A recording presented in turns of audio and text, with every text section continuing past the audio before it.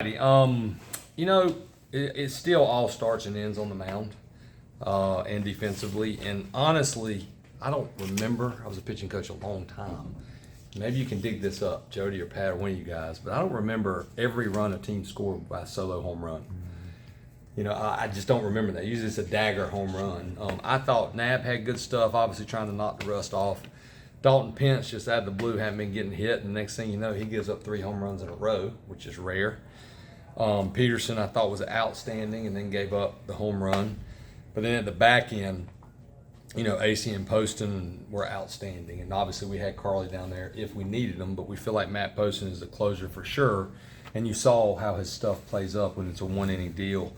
I want to point out Mac Horvath. I mean, Jody was just telling me 2020 moved past my man Chad Flack, I guess. I just talked to Flack yesterday. And Mac Horvath's going to leave here. You know, that whole group of guys, I mean, every group is special to me, but your first year as a head coach is your first year as a head coach. So that whole class with Mac, with Frick, with Johnny, that whole class that came in here, they've been extremely loyal to UNC. And you know, one thing I want to say about Mac Horvath is a lot of kids wouldn't be back at UNC, and that tells you a lot about our school. It tells you a lot about his parents and him, about how they feel about our program and his education, because he had a chance to sign you know, last spring. But that's a big win. You know, I've been in these games coming off exams a lot, and they seem to always be really tough.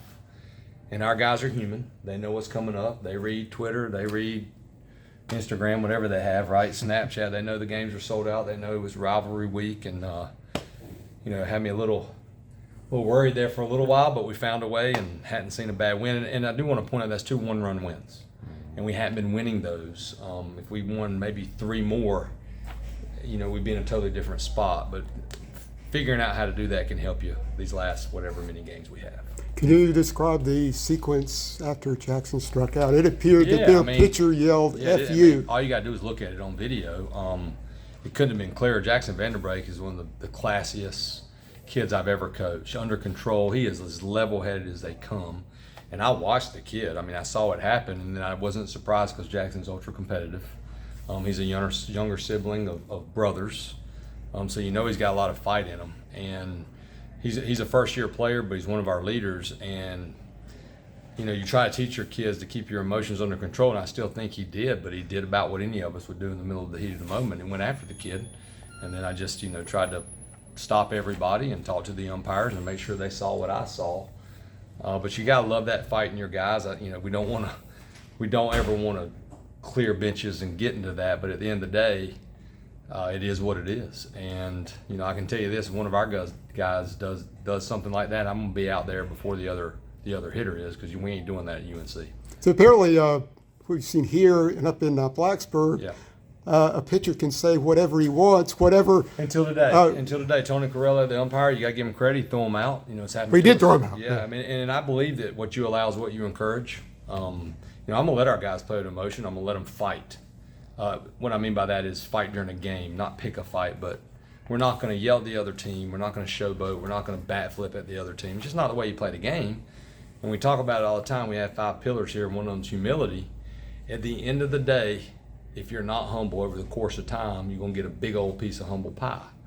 And that's what I was just reminding myself over in third base. Like, some way, shape, or form, when something like that happens and you don't do that and you don't instigate it, a lot of times you end up winning the game. And thankfully, we ended up winning it. You think it helped your team? No doubt. I think they were awake from the get-go. I talked to them about this. I think it was a game that, you know, they expected coming off exams to roll through. And you know, at the end of the day, then you're in a barn burner. And we told them before, like, we're honest with them, like, because these kids, they know records, and Gardner-Webb's having one of their better years they've had in a while. They are coming off a sweep against USC Upstate, but they've had a good year in the Big South. They've got some good power transfer arms. The command aren't great, but the one thing I remind our guys, as soon as they walk down those stairs, their command's going to be better. I mean, it's the way it works midweek. You know, I'll look at a stat sheet like, this guy's got 20 walks and he doesn't throw but 2 balls. So I wouldn't say it woke them up, but it did say, you know, they were kind of a little bit on their heels, and it put them on their toes. I thought they were playing a little bit with fear of losing. Yeah. When you look at a game like this, I mean, maybe a game like this is better than an 18-2 win like you had a couple weeks 100%. ago. going into NC State. Where's that?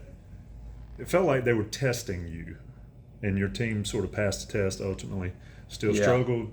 Yeah. Runners in scoring position, but you struggled before. Correct. And didn't win. Yeah. Just where's the mindset going into state? It's finding ways to win. And if you get to that 5, they gave us some runs, but 5 runs is 5 runs.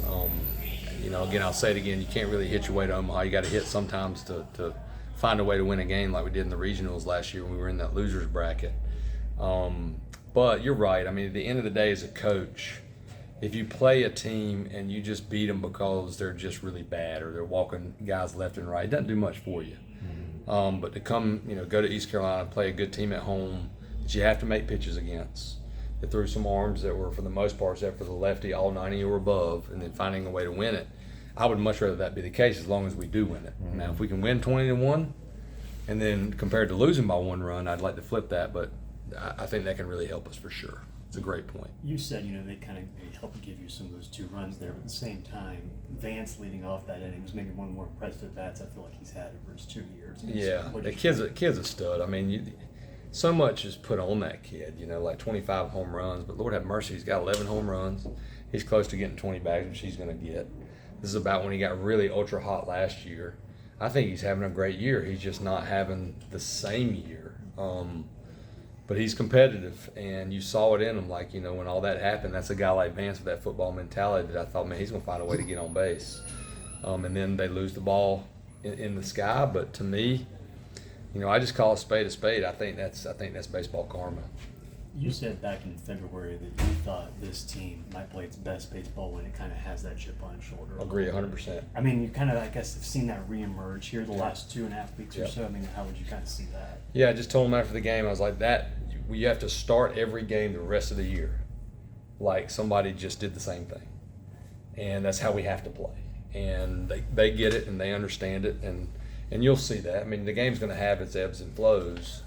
But I explained to them too, when that game starts between the white lines, you want to be ready to fight and to match whatever we're facing. So, but they need that chip, and at the end of the day, I don't want to say I'm glad it happened, but it don't bother me to see the guys react the right way. One more. On the Honeycutt at bat, he's right. The at bat was great, but I thought the fly ball that Vance saw, the guy was nowhere near. I thought that was huge. Unbelievable instincts. Like, I'm looking at it and I'm like, is he losing it? I don't know. Vance is so dang fast. He's gifted enough where he can stand at second base, and if he catches it, probably get back. And I think what also gets lost in this is, you look at Reese Holbrook, you look at Patrick being out, and to execute a perfectly done safety. Those are the runs that I look at. I don't look at them like, okay, we got that run, we got the time, we won by 1 run. If we don't execute that, we might still be playing. So I thought it was a big team win, and those 2 guys, Vance and Mac, those are our guys, and they know it. We've told them, and I wouldn't be surprised to see them both finish even hotter than they've been. Thanks, Coach. Thank y'all. Thank you, Coach. All right, see you this weekend. I figure we have no media this weekend, right? Good win, boys. You all right, then? Mac, how much did that exchange at the end of the 7th inning motivate you guys? I think it motivated us pretty well. We responded the right way. The same thing happened over at VT, and I think when that happens, that gives us a lot of energy, and I think it's good that our guys, we're not going to take anything from anyone, no matter who you are, because we try to do things the right way around here, and when we feel like we're getting shown up, our guys are going to say something about it. So, Were you surprised Jackson reacted the way he did? No, not at all. They say he's a JUCO bandit, and they build them different there, so not surprised at all. Is it surprising to you that teams are testing you guys like that, like the VT guy, today? Hadn't happened a lot this season, but the last couple of weeks it has. Yeah, I'm not too sure if they're trying to do it. I think maybe that's just kind of the way some teams play, and they get away with it probably sometimes, playing other teams that don't really say anything about it. So. I think you also talked about it back at the beginning of the season about how this team might play some of its best baseball when it kind of has that chip on its shoulder a little bit. Mm-hmm. Like, have you seen that maybe kind of being built back up a little bit over these past couple of weeks, maybe? Yeah. Well, obviously winning helps build our confidence, but winning tough games also helps. You know, that's 2 one-run games, and then 2 tough games in an environment like VT and also at ECU. So I think all of those things combined kind of help build our confidence. And you became the second guy in program history to do a 2020. Can you talk about that, what that means to you and the program? Yeah, I mean, it's pretty cool. It was kind of a goal of mine coming in this season because I was kind of short of it last year. But yeah, I mean, honestly, I'm just glad we won today because if I got it today and we lost, I probably wouldn't be too happy. So. All right. Go ahead, Pat. I would say, I mean, you also moved into the 3rd all-time in the UNC career homer list, passing Chad Black. I know Chad's around a little bit here and there. Have you been able to meet him at all over these past 3 years, and just kind of how cool is that, I guess, in a sense? I don't think I met him, but he was. They said he was at the ACC tournament last year, and I didn't see him there. But yeah, I mean, we always talk about that home run he hit, and Johnny Castanels, he just loves to say Chad Black all the time. So that's pretty cool. Going into the weekend, obviously it's a big series. State's coming here 2 days from now, I guess. Yeah, Thursday night. The mindset of the team, where you're at in the leadership portion of it.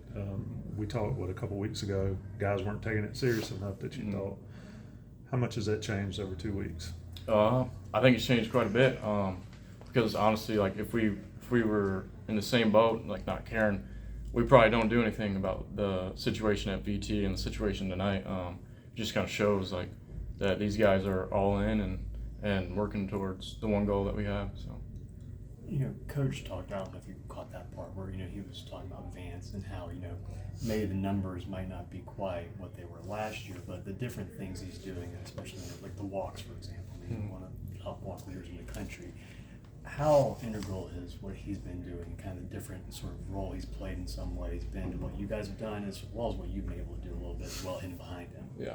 I mean, I think it's a huge part to not only our team's success, but also my success because, you know, everyone knows how talented he is. I mean, he's one of the best players in the country. So obviously they're going to pitch him a little bit different. So, I mean, you got to pitch to him differently, and it kind of takes your focus away from me maybe a little bit once I'm behind him. And he does a great job getting on base, like you said, even if it's not hits, walking. I mean, he can change the game in so many ways. So. Good. Thank you. Appreciate it. Thank you. Congratulations. Congrats. Thank you. It's been a while since you've been here.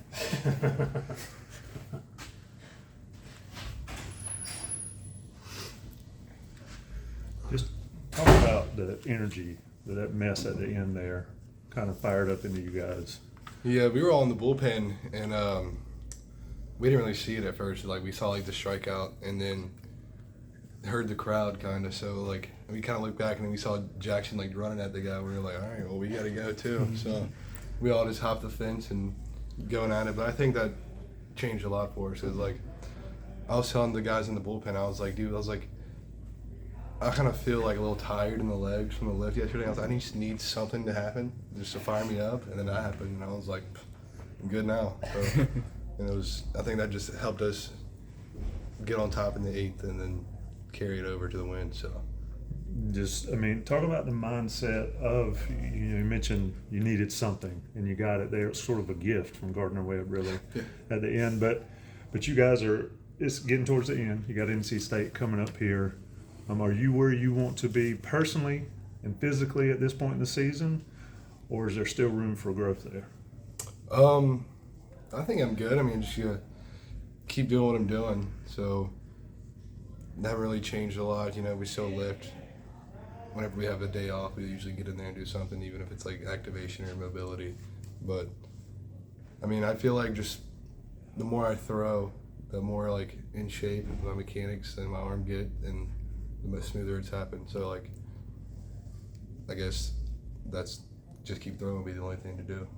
Going off that a little bit, I mean, coming off the exam break, was it kind of, a nice little bonus for you having to rest a little bit, or is it kind of, a happy medium, I guess, a little bit between resting and also being able to lift and maybe throw just a little bit here and there? Yeah, well, I think exam break was good, but I had all last week off, and my exams were yesterday and today, so I was kind of one of the only ones that had to take them today. But that week off really, I think, helped a lot of our guys like recover a lot and get healthier than they already were. Matt, you came in there and you hit 95. Was the adrenaline really pumping? Yeah, that's been a thing with like I get like 1 ball, 2 strikes, and that crowd just really helps you out. They just get into it, and you kind of just honestly like I just kind of like lose control of like every other thought besides I'm just gonna strike this guy out. Like I'm throwing it as hard as I can where I want to, and it just worked out good tonight. So Was that your mindset going into the ninth there? my mindset was they're not going to come in here and get away with what they did in the 8th inning, so I'm not going to let them get out of here with a win. That was my mindset. Is there a different mindset you have as a closer than in other roles? No. I mean, not really for me personally. Like, whatever inning I go into, I just treat it like I'm closing. So even if it's the 4th inning and I have to go like 4th, 5th, and 6th, and I'll just treat every inning like it's the 9th, and I'm just going out there trying to just shut them down and get back in the dugout. Coaches kind of rotate you and Kevin around a lot in terms of, maybe bringing in, 7, 8, 9, just kind of high leverage stuff, and really just kind of playing the matchups a lot, kind of just find the perfect spot for you guys. How do you feel like you two kind of play off of each other a little bit? I think me and Kev do really well together. We're actually roommates, so that helps a lot, I think. But like, he's mainly a fastball slider guy, and I'm a fastball splitter guy. So I feel like if he goes to the lineup one time, they've seen a lot of sliders, and I don't really have anything that goes that way a lot. And then if I go through the lineup a couple times, he comes in, they haven't seen a slider in a while. So I think just us two working together, I think that really just helps out both out a lot. How much have you heard about, just what the environment might be like this upcoming weekend?